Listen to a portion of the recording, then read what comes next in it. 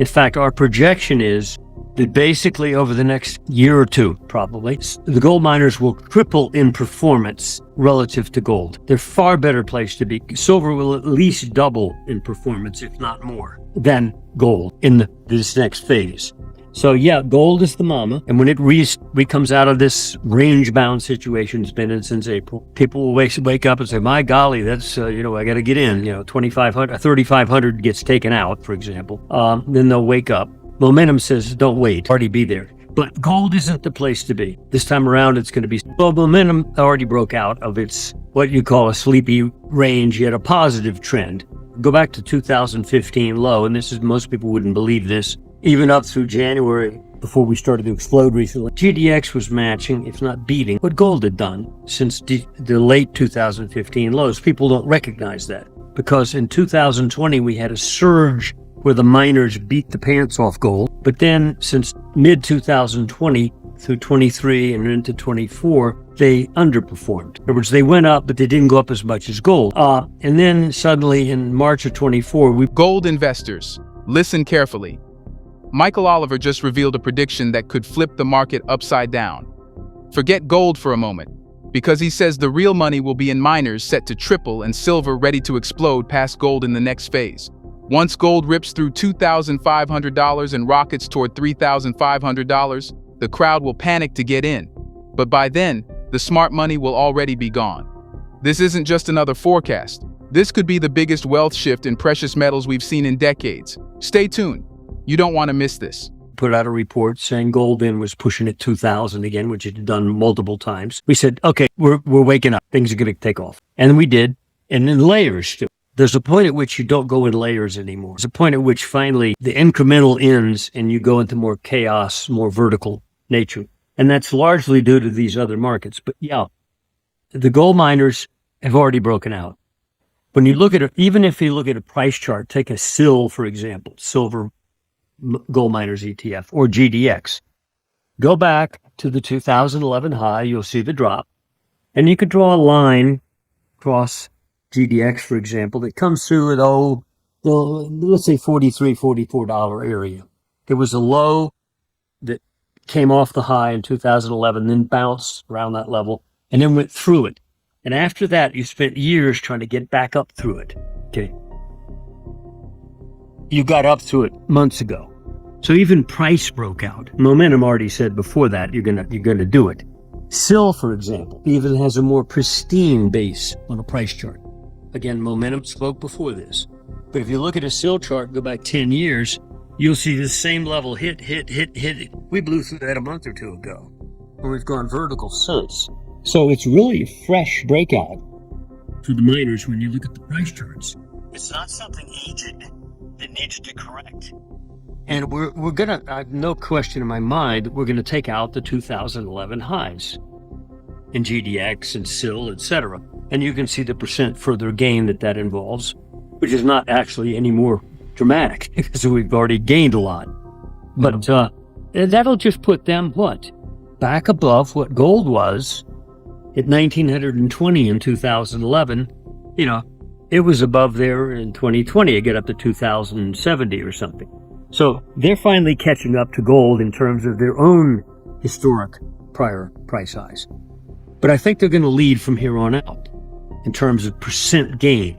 In fact, our projection is that basically over the next year or two, probably, the gold miners will triple in performance relative to gold. They're far better place to be. Silver will at least double in performance, if not more, than gold in this next phase. So yeah, gold is the mama. And when it comes out of this range-bound situation, it's been in since April, people will wake up and say, my golly, that's, I got to get in, 2,500, 3,500 gets taken out, for example. Then they'll wake up. Momentum says, don't wait, already be there. But gold isn't the place to be. This time around, it's going to be silver, gold and silver miners. They'll vastly beat gold.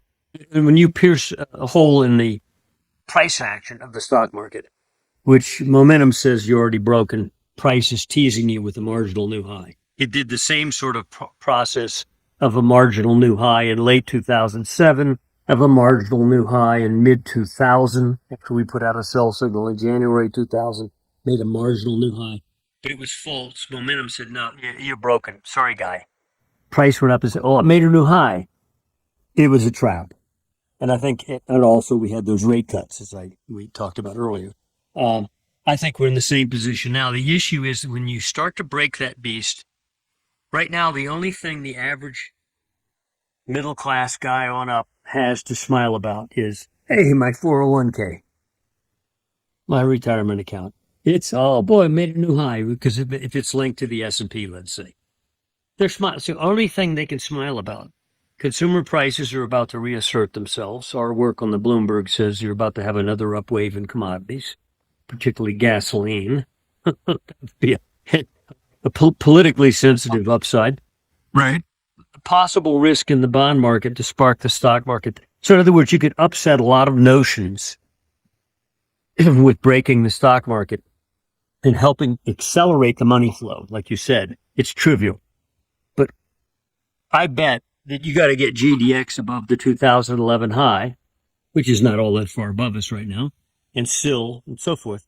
And suddenly at that point, you might see the public, or silver above 50, for example. The public wakes up and say, golly gee, my buddy down the street who told me to buy this stuff months ago, and I laughed at him, he was right. You know, and you get the instead of a trivial trickle, you get a flow. And the thing is that these markets that we're talking about are small. Yeah. Yeah. And it doesn't take much money to blow the gold and silver miners off the page and expect it.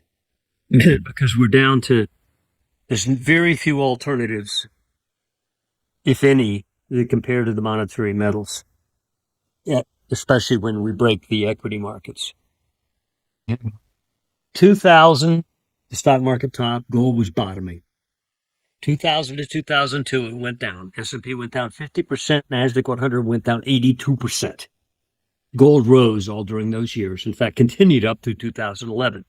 But in 2008, remember, the S&P hit a high, 1550 in 2000. It wasn't until 2013 that the S&P was ever able to take out that high in a credible way. All during that time, gold rose. Yes, there was a month, October of 2008, part of September, the month before, where gold did implode and silver imploded. It was very brief, and they were back to their highs quickly. Okay. Where people say, see, it went with the stock market. The stock market at that point, October 2008, was already a full year into a bear trend, had gone down significantly in price, while gold continued to rise. And it was only during that event, crash month in October 2008 for the stock market, went down 30-something% in weeks. It's a crash event. Gold joined in. Gold at that point, technically, frankly, needed a correction. And it had one, a sharp one. Mm-hmm. At the end of that October crash, Bernanke, who had been cutting rates all the way down, it didn't help the stock market, finally decided to go to QE. He took the Japanese textbook and said, we're going to do that too. Stock market continued down until March of 2009. QE didn't help it. Gold was back to its high rapidly. Okay, so when you get the implosion in the stock market, you get the central banks to go berserk, which helps gold. Okay, that is one of the few examples in history where you could find a sharp downside in the stock market with a sharp downside in gold. I happened to catch the 87 crash in the stock market.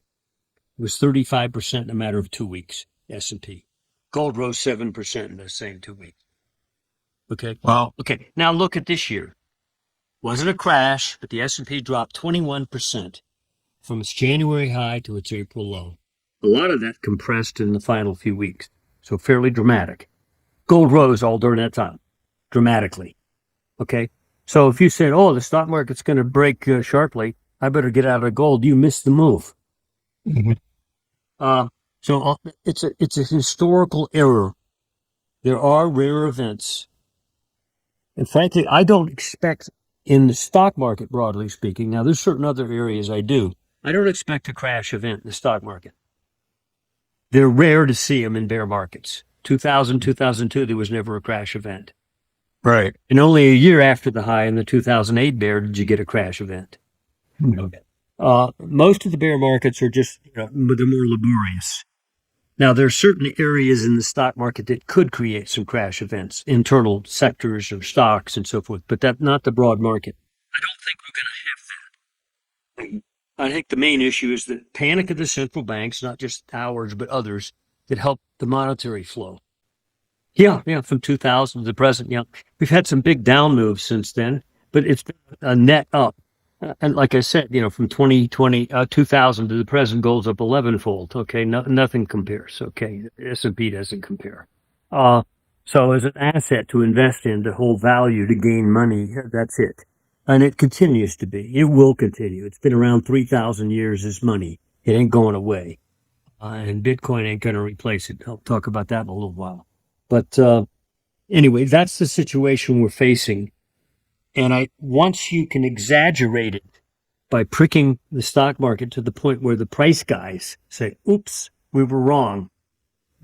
Like you get back below the January high, for example. So the breakout above there, which has been single-digit percents, you get back below there and they suddenly say, well, I thought we had a breakout.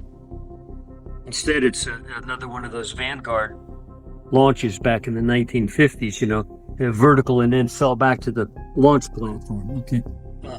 It didn't work, and I think we're on the edge of that. That's the first phase. But momentum already says, do not trust the stock market. The money's beginning to flow. And sure enough, in these various areas, like we talked about earlier, even the base metals and so forth, somehow money's starting to flow there. Right. They're very cheap categories, and it's doing it uniformly. It's not selective. The river flow is starting. You prick that stock market, the river flow will become enormous. And there you have it. Michael Oliver believes gold may not be the star this time, but silver and the miners could deliver life-changing gains. The question is, will you position before the crowd wakes up? If you found this breakdown valuable, smash that like button, subscribe, and turn on the bell. Because in the coming weeks, we'll be covering every major move in gold, silver, and the global markets. Don't get left behind. The next big update could be the one that changes everything.